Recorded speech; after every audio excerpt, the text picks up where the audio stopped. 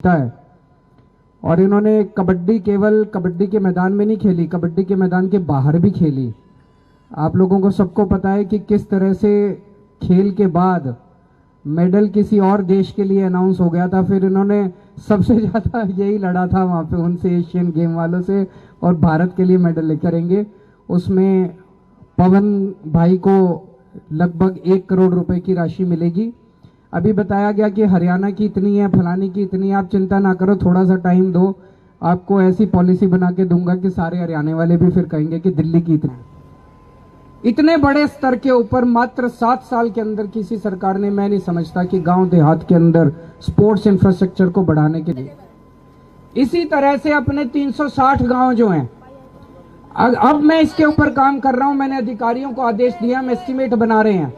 सारे 360 गांव के एक साथ जितनी सड़कों की कमी है, पानी की पाइपलाइन की कमी है, सीवर की पाइपलाइन की कमी है और पानी की निकासी, ये चारों चीजें एक साथ अगले बजट में सारे 360 गांव के लिए सैंक्शन कर देंगे। एक साथ काम शुरू हो जाएगा। आप मंच पे मौजूद मेरे कैबिनेट के साथी दिल्ली के ट्रांसपोर्ट मिनिस्टर कैलाश गहलोत जी, मंच पे मौजूद सभी महानुभावगण, मेरे छोटे भाई पवन सरावत, और यहाँ पे आज आए हुए सभी भाइयों बहनों, माताओं, बुजुर्गों, बच्चों, आप सब लोगों को मेरा नमस्कार, सबको मेरा प्रणाम। आज मैं अपने छोटे भाई पवन का सम्मान करने के लिए यहाँ पे आया हूँ, लेकिन यहाँ पे आके मेरी पुरानी यादें भी ताजा हो गई। अन्ना आंदोलन में इसी स्टेडियम के अंदर इसी स्टेडियम को जेल बनाया गया था और यहीं पे हमने 2 रातें काटी थी।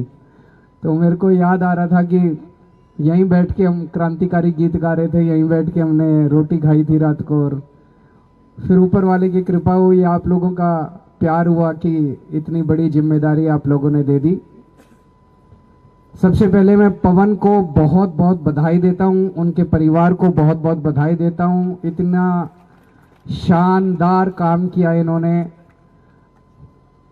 दिल्ली का नाम रोशन किया, देश का नाम रोशन किया, आपके गांव का नाम रोशन किया। और दिल्ली का मुख्यमंत्री होने के नाते मेरा तो सीना चौड़ा हो गया। मैं उस दिन में 3-4 दिन पहले पवन जी मेरे घर आए थे, तब भी मैंने इनको बताया था। एक साधारण से परिवार से निकले हुए पवन ने इतना संघर्ष किया। अभी उनके कोच जिस तरह से बता रहे थे कि जिस तरह से मैट पे इन्होंने ट्रांजिशन करके और इतनी कम समय में इन्होंने तैयारी करके और ये मेडल जीता है। और इन्होंने कबड्डी केवल कबड्डी के मैदान में नहीं खेली, कबड्डी के मैदान के बाहर भी खेली।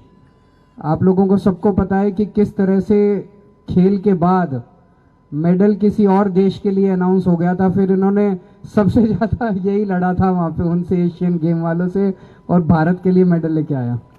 तो एक बार जोरदार ताली बजा दीजिए। वो जो संघर्ष है वो दिखाई देता है कि बात केवल खेल की नहीं है, जिंदगी में भी आगे कहीं अन्याय भी होगा तो हमारा पवन आगे मिलेगा, वो आपको न्याय दिलाएगा। वो कभी केवल कबड्डी के मैदान में कबड्डी नहीं खेलेगा। तो आज की हमारी जो पॉलिसी है, आज की पॉलिसी के मुताबिक पवन को दिल्ली सरकार 1 करोड़ रुपए की राशि देगी। जल्दी हम इनके सम्मान में दिल्ली के 7 खिलाड़ियों ने अलग अलग क्षेत्रों में एशियन गेम्स में पदक जीते हैं, उन सभी के सम्मान में एक साथ एक कार्यक्रम जल्दी करेंगे। उसमें पवन भाई को लगभग 1 करोड़ रुपए की राशि मिलेगी। अभी बताया गया कि हरियाणा की इतनी है, फलानी की इतनी है। आप चिंता ना करो, थोड़ा सा टाइम दो, आपको ऐसी पॉलिसी बना के दूंगा कि सारे हरियाणा वाले भी फिर कहेंगे कि दिल्ली की इतनी है।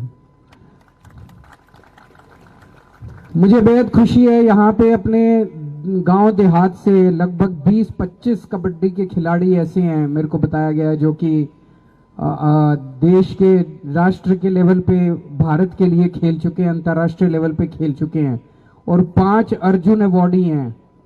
एक कैर से है, 2 निजामपुर गांव से है, एक बांकनेर से है, एक जोंती से है।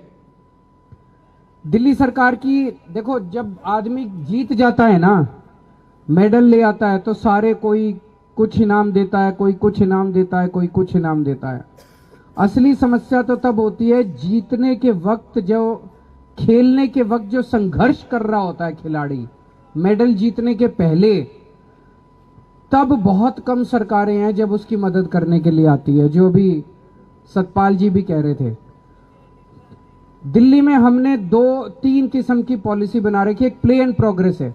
छोटे बच्चे 13-14 साल से कम उम्र के बच्चे, अगर उनके अंदर हमें पोटेंशियल दिखाई देता है तो हम उनको साल के 2 से 3 लाख रुपए देते हैं कि भाई आप अपना हुनर, कोचिंग करनी है कोचिंग कर लो, खाने पीने पे खर्च कर लो। जैसे हमने सुना चाइना में और अन्य देशों में वो छोटे छोटे बचपन में पकड़ लेते हैं बच्चों को और तब से उनको तैयार करना चालू करते हैं खेल के लिए। अभी उस लेवल पे तो हम नहीं पहुंचे कि हम बच्चों को पकड़ लें, लेकिन बच्चों की मदद तो कर ही सकते हैं थोड़ा सा पैसा देके। तो वो हम प्ले एंड प्रोग्रेस पॉलिसी है, जिसमें 13-14 साल से कम बच्चों को अगर उनमें हमें हुनर दिखाई देता है कि ये बच्चा बड़ा होके इस खेल में कुछ कर सकता है, तो उससे साल के 2 से 3 लाख रुपए हम देते हैं और वो एक बोर्ड है वो तय करता है उस बच्चे का बोर्ड का एग्जामिनेशन करके। फिर मिशन एक्सीलेंस है। मिशन एक्सीलेंस में आप भी थे? नहीं, अच्छा। मिशन एक्सीलेंस है जिसमें जो नेशनल लेवल पे खिलाड़ी होते हैं, नेशनल लेवल पे अगर कोई मेडल ले आता है तो उसको तैयारी अंतर्राष्ट्रीय स्तर पे या राष्ट्रीय स्तर पे फिर और अपना वो सुधारने के लिए 16 लाख रुपए उसको साल के दिए जाते हैं ताकि वो अपनी कोचिंग कर सके, अंतर्राष्ट्रीय कोच रखना है वो रख सके, तो 16 लाख रुपए उसको दिए जाते हैं। जब मैं पहली बार चुनाव लड़ा था तो गांव देहात में जब भी जाता था, एक सबसे बड़ी डिमांड होती थी, जी सबसे ज्यादा खिलाड़ी हमारे गांव देहात से निकलते हैं, लेकिन गांव देहात में खेलने की सुविधा बहुत कम है। मैं आपको बता दूं, एक तो ये बवाना स्टेडियम जो है इसको पूरा चमका दिया गया, आप लोगों ने देखा होगा। 16 करोड़ रुपए इस बवाना स्टेडियम को रिनोवेशन करने के लिए खर्च किए गए हैं। नजफगढ़ में नया स्टेडियम, नया स्पोर्ट्स कॉम्प्लेक्स बनके तैयार हो गया है। कैर में नया स्पोर्ट्स कॉम्प्लेक्स बनके तैयार हो गया है। मुंडेला में नया स्पोर्ट्स कॉम्प्लेक्स बनके तैयार हो गया है। पूटकला में सिंथेटिक ट्रैक बनके तैयार हो गया है। प्रहलादपुर में स्पोर्ट्स कॉम्प्लेक्स बनके तैयार हो गया है। कटेवड़ा में सैंक्शन हो गया और बहुत जल्दी बन जाएगा। मित्राओं गांव में, झड़ोदा में, समसपुर में, इन सब जगह स्पोर्ट्स कॉम्प्लेक्स बनके तैयार हो रहे हैं। इतने बड़े स्तर के ऊपर मात्र 7 साल के अंदर किसी सरकार ने, मैं नहीं समझता कि गांव देहात के अंदर स्पोर्ट्स इंफ्रास्ट्रक्चर को बढ़ाने के लिए कभी काम किया होगा। और अभी और भी बहुत सारी प्लानिंग है आपके गांव देहात में स्पोर्ट्स को बढ़ावा देने के लिए। इसके अलावा गांव देहात की जो समस्याएं हैं उस पे मैं 2 शब्द करना चाहूंगा। हम देखते हैं कि काफी सारे गांव ऐसे हैं जो कच्ची कॉलोनियों में तब्दील हो गए हैं। एक साथ कच्ची कॉलोनियों की दिल्ली के अंदर हमारी सरकार बनने के पहले बहुत बुरा हाल था। न सड़कें थी, न पानी था, न सीवर थे, कुछ भी नहीं था। एक साथ हमने पिछले 3 साल में, मैंने कहा एक साथ बजट लगा दो। और आपको जान के, आपकी जानकारी के लिए बता दूं, जब हमारी सरकार बनी दिल्ली में लगभग 1800 कच्ची कॉलोनियां हैं। 1800 में से मात्र 850 कॉलोनियों, 884 कॉलोनियों के अंदर पानी की व्यवस्था थी। हमारी सरकार बनने के बाद सारी कॉलोनियों में पानी की व्यवस्था कर दी हम लोगों ने, सारी कच्ची कॉलोनियों में। सीवर की केवल 230 कॉलोनियों में सीवर की व्यवस्था थी, 750 कॉलोनियों में कर दी और 1 साल के अंदर बजट पास कर दिया। सारी कॉलोनियों के अंदर सीवर की व्यवस्था हो जाएगी। मात्र 262 कॉलोनियों के अंदर सड़कें बनी हुई थी, 850 कॉलोनियों के अंदर सड़कें बनवा दी। 1 साल के अंदर बाकी सारी कॉलोनियों में सड़कें बन जाएंगी। इसी तरह से अपने 360 गांव जो हैं, अब मैं इसके ऊपर काम कर रहा हूं, मैंने अधिकारियों को आदेश दिया, हम एस्टीमेट बना रहे हैं।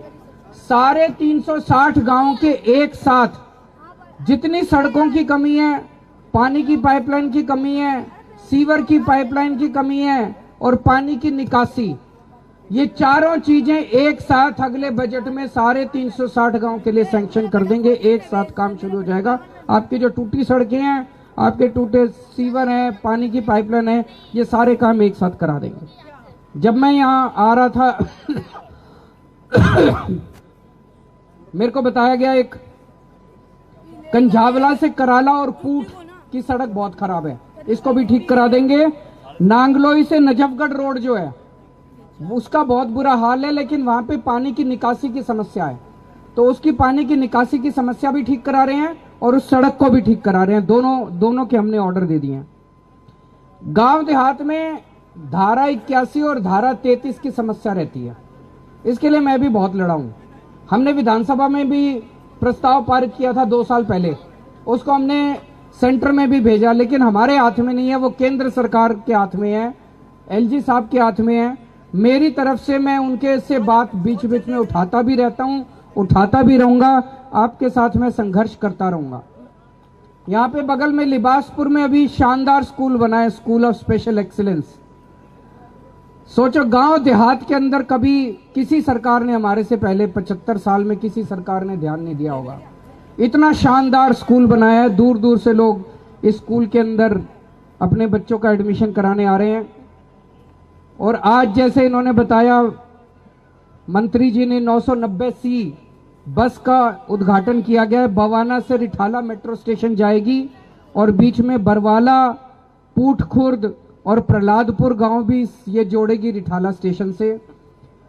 बात केवल एक इसकी नहीं है, आपका बेटा और आपका छोटा भाई कैलाश गहलोत जब से परिवहन मंत्री बना है, ये लड़ के जितनी नई बसें खरीदते हैं सारी ये देहात में लगवा देता है।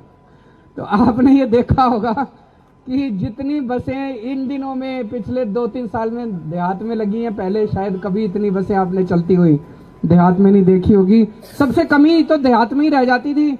कभी कहते थे हमारी इतनी वो नहीं है, ज्यादा लोग नहीं है, सवारियां नहीं है, तो बस घाटे में चले या फायदे में चले। जनता को, सरकार कोई पैसा कमाने के लिए थोड़ी बैठी है जनता से, सरकार तो सहूलियत देने के लिए बैठी है। तो सहूलियत दे रहे हैं, बसें खूब चल रही हैं। और एक मुद्दा है डीटीसी पेंशन का, जो डीटीसी पेंशन के कई सारे कर्मचारी धरने पे बैठे हैं और मेरे को बड़ा बुरा लगता है भाई साहब।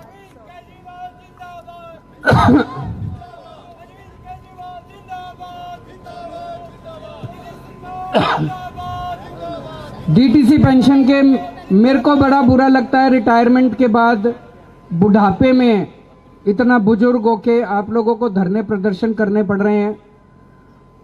जब हमारी सरकार बनी थी, डीटीसी पेंशन की बहुत ज्यादा समस्या थी। कहते थे कि पहले डीटीसी वाले अपना एक फंड बनाओ, उस फंड के ब्याज से डीटीसी की पेंशन दी जाएगी। अब सेवेंथ पे कमीशन भी हमने लागू किया था आप लोगों के साथ ही, है कि नहीं है?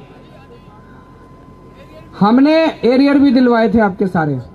हमने आने के बाद ये तय किया भाई डीटीसी के पास अपना कोई फंड वंड नहीं है, डीटीसी नहीं दे सकती, दिल्ली सरकार पेंशन देगी आपकी। तो 2014 से, तब से 15 से जब से हमारी सरकार बनी, तब से दिल्ली सरकार आपकी पेंशन देती आ रही है। टाइम पे पेंशन मिला करती थी। 1 साल से समस्या हो रही है कि नहीं है? 1 साल से समस्या हो रही है। आज मौका नहीं है, मैं राजनीति भी नहीं करना चाहता, आज मैं मेरे भाई के लिए आया हूं, लेकिन 1 साल से ही क्यों समस्या हो रही है, सोचने के लिए बात है। तो कुछ ना कुछ तो है, गड़बड़ है।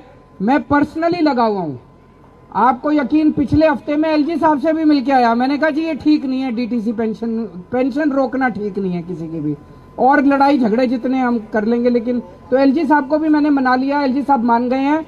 मैं पर्सनली लगा हुआ हूं, फाइल मैंने मंगा ली है, मैं बहुत जल्दी आपकी सारी पेंशन रिलीज कराऊंगा, आप चिंता ना करो। आपने आज मेरे को यहाँ पे बुलाया, मान सम्मान दिया इतना, इसके लिए बहुत बहुत शुक्रिया। और मैं भगवान से प्रार्थना करता हूँ मेरा भाई खूब आगे चमके, खूब आगे जाए, खूब तरक्की करे, देश का नाम रोशन करे और दुनिया के सारे रिकॉर्ड तोड़ के आए। बहुत बहुत शुक्रिया। सर, सीएम साहब 1 सेकंड लूंगा आपकी। इतनी अच्छी अच्छी घोषणाएं की हैं, एक बार जोरदार तालियों से अभिनंदन करें। मैं एक घोषणा आप लोगों के आशीर्वाद से, आप लोगों की तरफ से और करवाना चाहता हूं। जिसकी सबसे ज्यादा आज के दिन जरूरत है, और वो जरूरत है दोआना और नरेला के लिए मेट्रो की। उसके बारे में भी कुछ ना कुछ घोषणा करेंगे सीएम साहब। मैं निवेदन करता हूं सीएम साहब से।